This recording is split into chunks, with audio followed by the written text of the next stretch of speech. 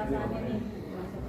Aduh, seneng banget karena yang bikin lebih senang adalah ini tuh masa pandemi ya, dimana benar-benar masa yang susah banget untuk kita semua, terlebih lagi untuk industri film, dimana kan waktu awal pandemi kita ngerasain nih bioskop tutup, terus pas Kukira Ke Rumah tayang juga kapasitasnya nggak full, ada kursi yang nggak bisa diisi, kita harus berjarak. Jadi kekhawatiran aku sebagai produser film ini tayang di bioskop itu gede banget. Hari pertama tayang tuh sampai nggak bisa tidur, sampai nggak cek handphone, cek studio, karena benar-benar ini project pertama kan. Pastilah pengen filmnya ditonton sama banyak orang. Tapi nggak muluk-muluk juga sampai 2 juta sih sebenarnya.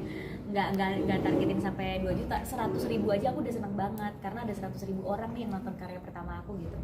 Tapi ternyata luar biasa, emang rencana Tuhan sampai 2 juta itu seneng banget, karena ini bisa menjadi awal lagi film Indonesia bisa box office, dan yang paling penting orang bisa kembali lagi ke bioskop, udah nggak takut lagi ke bioskop, dan akhirnya kita bisa hidup lebih normal lagi gitu dari sebelumnya kan. Kita udah ada hiburan baru lagi, bioskop yang tadi sempat tutup gitu.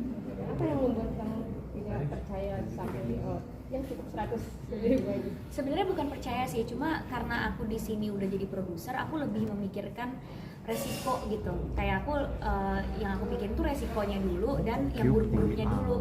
Karena kan kalau yang buruknya terjadi, apa nih plan B aku gitu? Apakah akan aku jual ke OTT, atau kalau misalnya emang rugi, apa yang aku harus lakukan gitu kan? Jadi ya karena mikirnya udah ke segi bisnis, jadi memang aku selalu ngeset kemungkinan terburuk dulu gitu. Oke, kalau ini nggak box office, sebagai produser aku harus apa, harus gimana langkahnya untuk film ini. Jadi memang kemungkinan terburuk dulu lah, bagaimana kalau ini cuma 100.000 penonton atau bahkan kurang dari itu, apa mau jual ke OTT mana, kita udah panjang perencanaannya gitu ya. Tapi ternyata sampai 2 juta penonton gitu, makanya nggak nyangka juga. Tadi dikatakan film tersebut sempat tayang juga di Malaysia nih Kak. Iya, betul. Itu ada rencana nggak sih Kak untuk datang bertemu langsung dengan para penggemar di negara sana?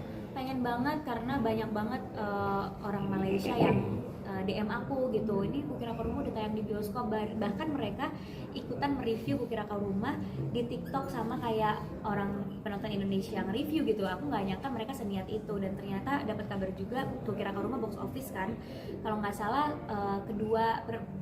film kedua dengan penonton terbanyak, yang kesatunya itu film Hollywood.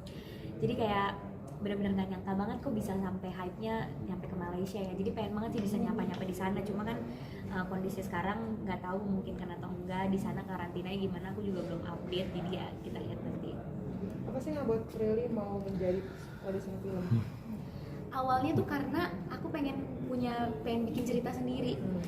Jadi ngobrol-ngobrol sama Umay, kita bikin cerita, tiba-tiba ya udah kita jadiin film yuk. Kan kalau misalnya bukan aku produsernya, belum tentu ada produser yang mau gitu kan kita nggak bisa gimana ya, orang tuh pasti nggak akan yakin sama kita kalau kita belum membuktikan dulu nih, kalau karyanya belum berbicara dulu nih. Ya makanya akhirnya modal nekat. Oke, kita bikin yuk film ini. Umay pertama kali sutradara, aku pertama kali produser, tapi walaupun modal nekat, tetap tuh kita belajar selama setahun gimana caranya memproduksi film, pilih orang-orang yang tepat untuk berada di tim kita, line pro-nya, kru-krunya, make up, kostum, meeting bareng-bareng kru. Umay juga belajar bikin shot list, berguru sama Pak Monti Tiwa kan supervisi kreatif kita juga gitu. Jadi kita diawasin sama dia. Akhirnya sampai pas syuting aja, hari pertama syuting aku baru yang kayak oh my god, it's happening. Gila, ini syuting gue yang meeting sama kru dari awal gitu, yang pusing-pusing gitu. Ya akhirnya karena emang sesimpel aku pengen punya cerita dan pengen di film aku itu raise awareness soal sesuatu yang penting, soal isu-isu yang penting, kayak di Kukira Ke Rumah tuh mental health kan. Habis itu ya udah akhirnya produserin sendiri. Kalau nunggu produser yang nawarin kan sampai kapan nih, kita nggak tahu gitu. Yang sukses ini ada perjuangan berdarah, terutama untuk meyakinkan aku udah sebagai betul. Boleh cerita ngasih pengalaman akhirnya ditolak sama aku udah sebagainya, akhirnya bisa sukses masuk film dan diterima penonton gitu. Iya. Meyakinkan kru itu tugasnya Umay ya. Jadi Umay yang satu-satu nge-whatsappin kru-krunya, dan memang kru-kru yang kita tawarin di Kukira Ke Rumah tuh bukan kru-kru yang udah punya nama besar gitu. Memang kru-kru yang ketemu kita di sepanjang kita berkarir. Kayak ada kru-kru yang dulu jadi kru aku di sinetron, Umay juga jadi kru dia di FTV, dia di sinetron gitu. Jadi bukan kru-kru yang bukan kita pilih nama besar, tapi kita pilih kru-kru yang pernah kerja sama kita, sevisi sama kita, dan sehati gitu sama kita. Karena kan kalau enggak, mana mungkin sih ada kru besar yang mau percaya sama ini siapa, Prilly jadi produser, Umay jadi sutradara gitu kan. Kita juga sadar akan hal itu, dan itu wajar aja terjadi. Ya karena mungkin mereka kan belum yakin ya, kita belum punya karya apa-apa. Nah ya udah, akhirnya kita pilih kru-kru yang emang udah kenal kita, udah pernah kerja sama kita. Kalaupun ada kru yang baru, itu kru yang emang yakin kalau kita tuh anak-anak muda bisa kok bikin film.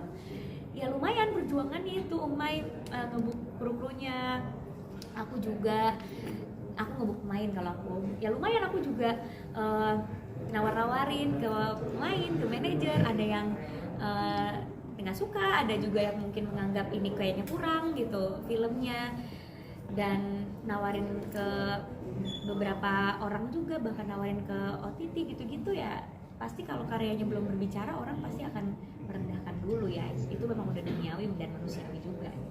Film ini cerita tentang mental health ya. Mungkin ada pengalaman ketika nonton langsung itu belum langsung nonton atau lewat versus, kita ngasih pengalaman yang pertama akhirnya pesannya ketangkap nih mau nonton. Banyak banget yang DM aku kayak, makasih ya Kak, gara-gara film Kukira Karuma, mama papa aku jadi lebih ngerti gimana caranya menghadapi aku, karena aku bipolar disorder gitu. Tapi papa mama aku belum begitu percaya gitu sama diagnosa psikiater gitu. Tapi karena film ini, mama papa aku jadi lebih baik sama aku. Bahkan ada yang ngasih lihat capturean chat pacarnya sebelum dan sesudah nonton Kukira Karuma. Jadi pas sebelum nonton Kukira Karuma tuh dia cuek banget pacarnya.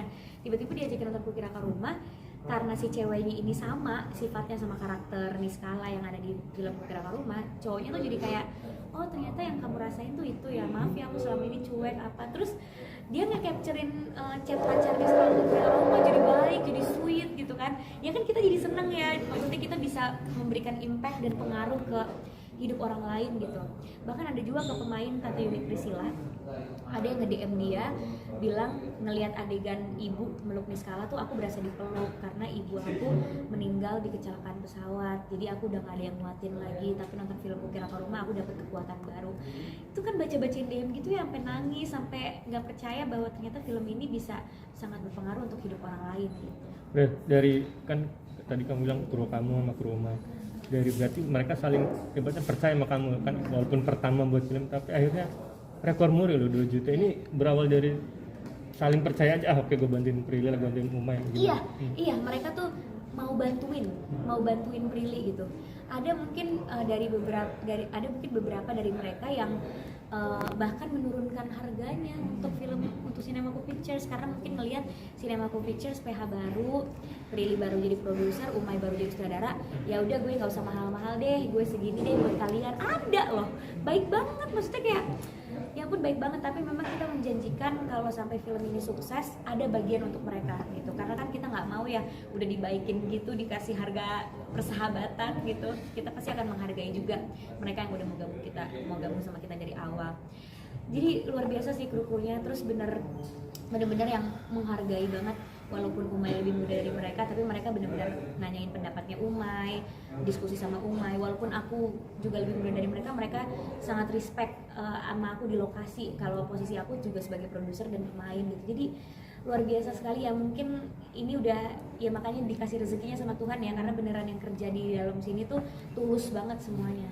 Udah dikutip tadi dengar ngomong Pak Manas sendiri, ini saya nggak percaya gitu, setahun, 2 tahun, 10 tahun bikin film aja belum tentu dapat rekor muri. Gimana, ada perasaan kamu bikin gue mau bikin film bagus nanti next, ada perasaan bangga banget nggak sih? Pastilah perasaan bangga dan juga ya beban ya, karena kan jadinya dilabelin sebagai produser box office gitu. Aku sangat nggak mau dilabelin itu, karena menurut aku film box office itu karena semua yang kerja di dalamnya, bukan karena aku doang, bukan karena Umay doang, bukan karena pemainnya, tapi karena kru, lighting, makeup, semua tuh berpengaruh. Jadi ya aku lebih senang dibilang sebagai produser muda yang alhamdulillah karyanya dilihat banyak orang gitu, daripada langsung dicap produser box office. Karena nanti yang next film Kukira Karuma kan belum tentu mendapatkan respon yang sama, karena semua itu tergantung cerita, tergantung momen juga harus pas gitu. Cuma ya memang jadi lebih semangat aja sih berkarya, karena udah tahu celahnya gimana gitu jadi produser. Waktu Kukira Karuma kan ngeraba-raba banget semuanya gitu, budgeting yang ngeraba, bingung arahnya mau kemana. Sekarang udah tahu step-stepnya. Oke, kalau mau produksi film stepnya gini, jadi udah lebih rapih sih sekarang, makanya jadi lebih pede juga kalau mau produksi film. Berarti sudah ada gambaran nanti bakal produksi lagi apa mungkin udah ada Sambungan. rencana? Oh, sebenarnya sebelum Kukira Kau Rumah Tayang, Cinemaku Pictures tuh emang udah bikin schedule kita mau kerjain project apa aja. Soalnya sebelum Kukira Kau Rumah Tayang pun aku udah memproduksi series kan, dan udah tayang juga, alhamdulillah juga viewersnya bagus gitu. Nah, abis Kukira Kau Rumah ada series lagi yang aku produserin tapi aku nggak main. Kita juga lagi persiapan film dan series juga. Jadi memang karena kita udah ada timnya, jadi udah ada tim kreatifnya yang nulis-nulis skenario. Kita juga udah ada beberapa partner yang kerja sama kita untuk menayangkan seriesnya. Jadi udah jalan terus ya, alhamdulillah PH-nya.